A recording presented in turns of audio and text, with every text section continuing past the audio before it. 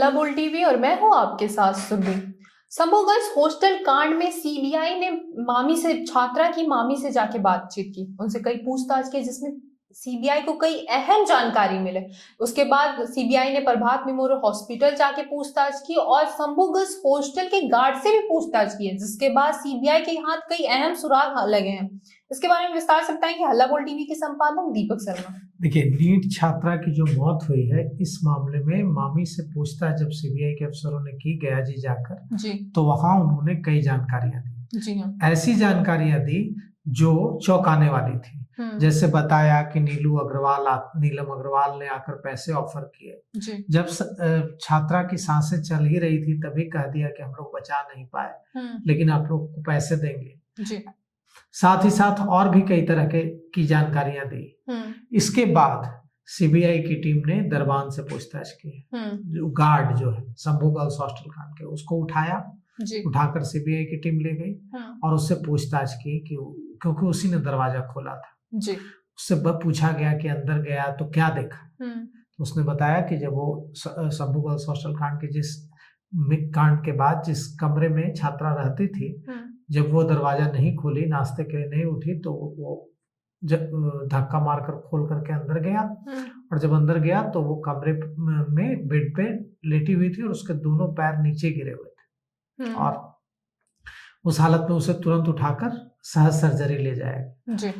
Guard ने यह भी जानकारी दी कि जब वो उसे सहज सर्जरी लेकर गया तो वहां छात्रा के मामा का बेटा आया। इसके बाद वो वहां से लौट गया।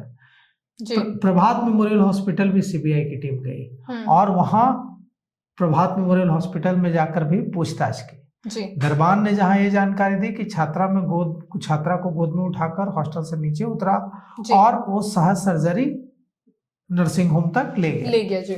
सीबीआई की टीम हॉस्पिटल भी गई और हॉस्टल भी गई। हॉस्टल जब गई तो दरबान को अपने साथ ले गई, गार्ड को अपने साथ ले गई। 30 मिनट तक उससे पूछताछ की और कमरा खोलने के बाद उसने क्या देखा, छात्रा की हालत कैसी थी, अस्पताल कैसे ले गए, ये सारी जानकारी ली गार्ड से।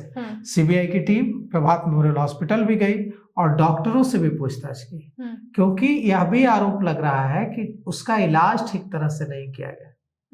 और सांसद पप्पू यादव ने आरोप लगाया है कि छात्रा को बचाने की कोशिश नहीं की गई बल्कि उसे मारने की कोशिश की गई। इन सब चीजों की जानकारी सीबीआई को भी हो रही है ऐसे आरोपों की। तो सीबीआई की टीम आज प्रभात मेमोरियल हॉस्पिटल भी गई और डॉक्टरों नर्सिंग स्टाफ से पूछताछ भी की। अस्पताल का सीसीटीवी फुटेज भी देखा। सहज सर्जरी में सबसे पहले छात्रा को ले जाया गया था। उसके बाद प्रभात मेमोरियल हॉस्पिटल में ले जाया गया था और फिर मेदांता में ले गया, जहां छात्रा के इलाज के दौरान मौत हो गई थी। अब सीबीआई की टीम यह समझने की कोशिश कर रही है कि क्या सचमुच इलाज में लापरवाही हुई है, इलाज सही तरीके से नहीं हुआ है। इधर जैसा कि आपको पता ही है सुरभि कि छात्रा के घर में जो उसका पतियावा गांव है, वहां उसके परिजनों को पर्ची फेंक कर धमकी दी जा रही है, जबकि वहां पुलिस ने सुरक्षा के इंतजामात भी किए हैं। इसके बावजूद वहां सीसीटीवी फुटेज पर्ची फेंक करके धमकी दी जा रही है। इसके बाद जब इस पुलिस की सुरक्षा के बावजूद जब इस तरह की धमकियां मिल रही थी तो वहां परिजनों ने अपने खर्चे से सीसीटीवी कैमरा लगवाया है। और अब इससे उन्हें उम्मीद है कि अगर कोई धमकी भरा पर्चा फेंकने की अब कोशिश करेगा तो सीसीटीवी कैमरे में कैद हो जाएगा। अब जो गार्ड ने जो सीबीआई को जानकारी दी है वो ये है कि उसने नाश्ता नहीं किया। जब उसने छात्रा ने जब नाश्ता नहीं किया उस दिन 6 जनवरी को, तो गार्ड को बुलाया गया। गार्ड ने धक्का मारकर गेट खोला, दरवाजा खोला उसके कमरे का और अंदर गया तो उसने देखा कि छात्रा बेड पर बेहोश पड़ी थी। और उसके बाद वो उसे हॉस्पिटल सहज सर्जरी अस्पताल लेकर गया। वहां उसके मामा का बेटा आया और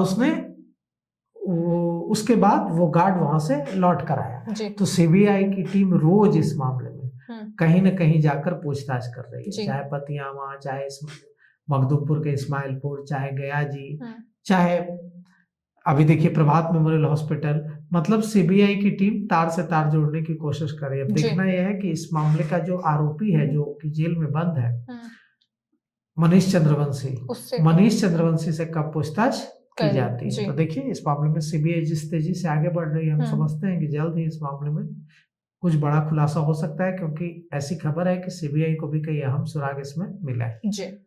सीबीआई शंभू गर्ल्स हॉस्टल कांड की कोई भी कड़ी नहीं छोड़ना चाहती है, वो चाहे वो प्रभात मेमोरियल हॉस्पिटल हो या सहज सर्जरी हो। उसने शंभू गर्ल्स हॉस्टल के गार्ड से भी पूछताछ की है। अब सबको इंतजार है कि मनीष रंजन, जो माना जा रहा है कि इस पूरे वारदात का वो आरोपी है, उससे कब पूछताछ होती है। इसको लेके आपकी क्या राय है, हमें कमेंट करके जरूर बताएं। फिलहाल इस पेशकश में इतना ही। तमाम खबरों के लिए देखते रहे हल्ला बोल टीवी।